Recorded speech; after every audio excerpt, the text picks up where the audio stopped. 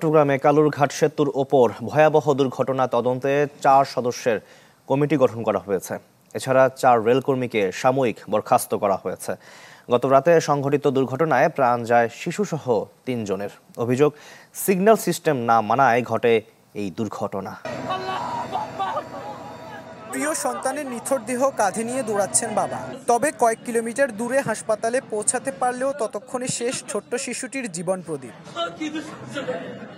বৃহস্পতিবার রাতে চট্টগ্রামের কালুরঘাট সেতুতে ভয়াবহ দুর্ঘটনায় অন্য আরও ২ জনের সাথে মারা যায় শিশু আয়েশা নূরও, যাতে আহত হন অন্তত ৭, যারা সবাই যানবাহনের চালক ও যাত্রী।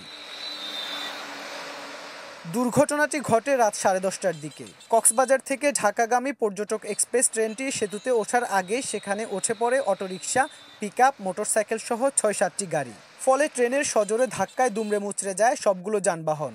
ট্রেনটা মার দিছিল ৬টা গাড়িকে, একসাথে ৬টা গাড়িকে যখন মার দিছিল, মাঝখানে ছিল কাভার ভ্যান, ২টা ছিল বাইক, একটা ছিল হাইস, ৪টা ছিল সিএনজি। খবর পেয়ে ঘটনাস্থলে গিয়ে উদ্ধার কাজ চালায় ফায়ার সার্ভিস, পুলিশ ও সেনাবাহিনী। যোগ দেয় স্থানীয়রাও, যা চলে গভীর রাত পর্যন্ত। আহতদের নেওয়া হয় হাসপাতালে।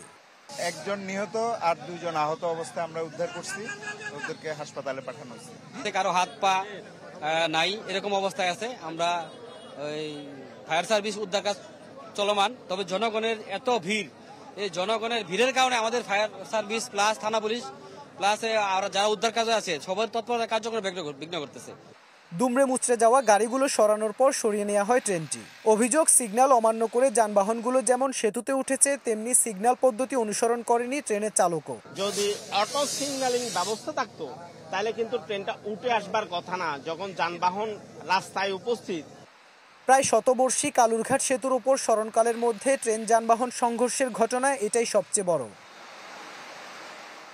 ইবেন মির, চ্যানেল 24, চট্টগ্রাম।